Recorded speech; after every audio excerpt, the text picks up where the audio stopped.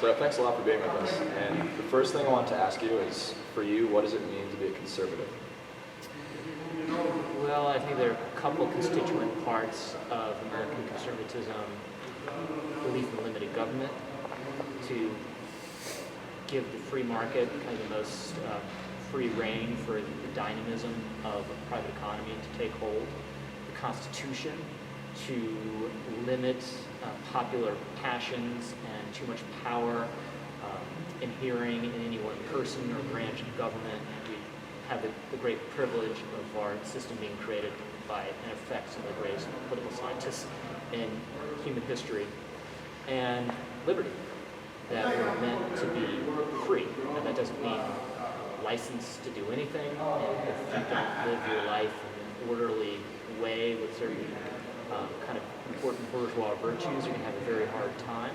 But we're meant to be free and responsible citizens. And conservatives want to conserve all of those things and believe America is the best experiment in human history to create the environment to preserve those things and create the conditions for the pursuit of happiness.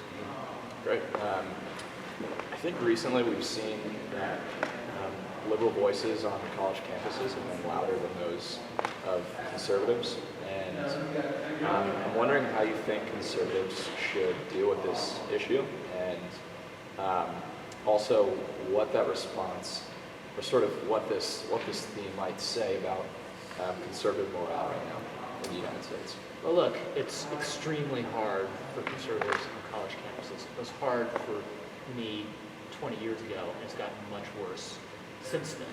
And part of it is that the adults who are supposed to be in charge are either with the left or too cowardly to stand up to the left. So I think it falls on conservatives on campus, one, not to be afraid, which is very important, and difficult, because you open yourself up, if you're an outspoken conservative, to all sorts of abuse and even worse things. You're being punished by the college administration, etc.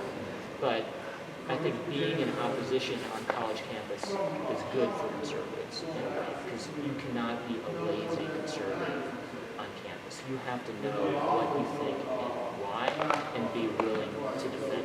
Whereas the other side, of course, there can be smart and engaged liberals, but they have to actually actively seek out the debate. Otherwise, they can just sort of live lazily in their bubble. And what political correctness is about is creating and protecting that bubble so they don't have to debate. Okay, right. Do you think that extends into the editorial world right now, this theme of the loud liberal voices? The editorial world, in what sense? Or just your journalistic world, like as opposed to just on college campuses? You know, we see the culture seeping out into the general political environment, which is very frightening. I wouldn't say journalistically so much, but you have examples of like Brandon Ike, the founder of Brendan Ike, I believe, founder of Mozilla. Someone finds out that he gave $1,000 to the anti-gay marriage initiative in California in 2008. He never expressed any animus towards gays. Never in his professional life did he show any animus to anyone. Yet they find that contribution and they hunt him down, they shame him, they say he has to be fired, and the company buckles and gets rid of him. That's something that's been happening on college campuses for a very long time, but that it's now happening out in the rest of the country is very disturbing. And I saw an example of it in Indiana, in the debate of the Religious Freedom Restoration Act, where there was some reporter, I think from CNN, going from business to business to business, saying, would you cater a gay wedding? And she eventually hit upon this local pizza joint. No one's going to get their wedding catered by a pizza joint, by the way. And she writes a story that they wouldn't cater a gay marriage, and then there's just a national campaign of harassment against them, shutting down their website, mocking them, et cetera, et cetera.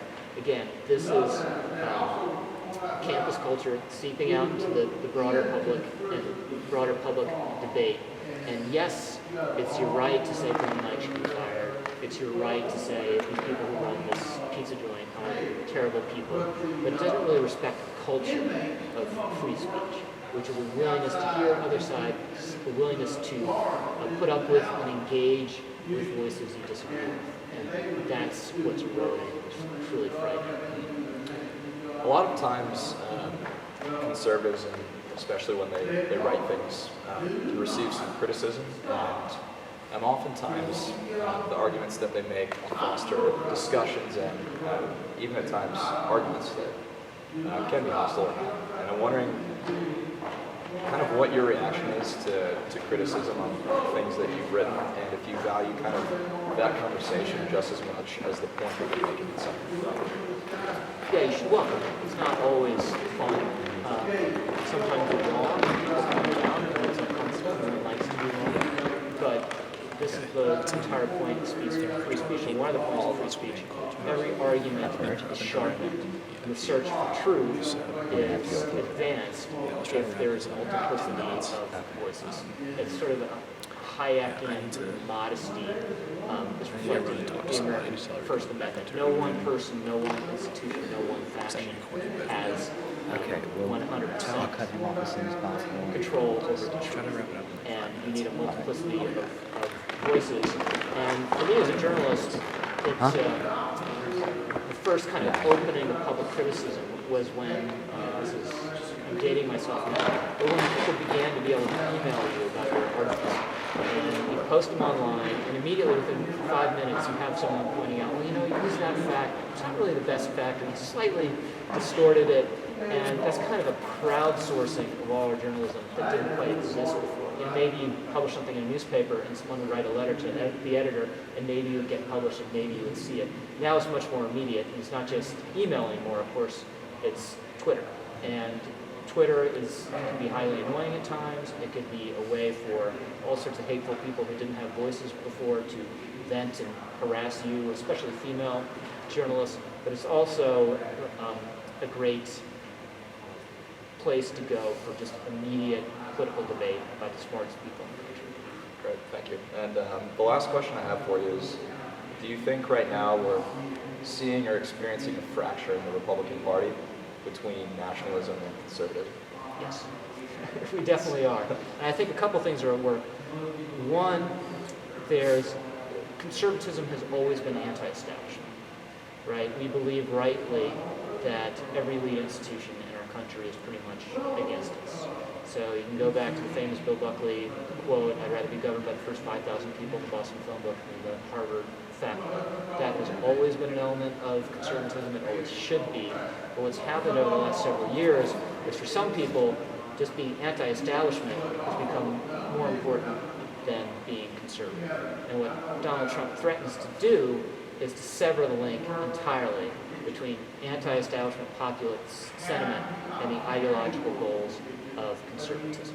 And that's part of what this big battle is about. You can say the same thing about populism, about nationalism. Those are all constituent parts of conservatism. But Trump wants to swallow up all of conservatism with those parts that need to be in their proper place in the constellation rather than taking over the entire conservative project. Okay. Well, thank you very much, Mr. Rob. Great, thanks for Appreciate your time. All right.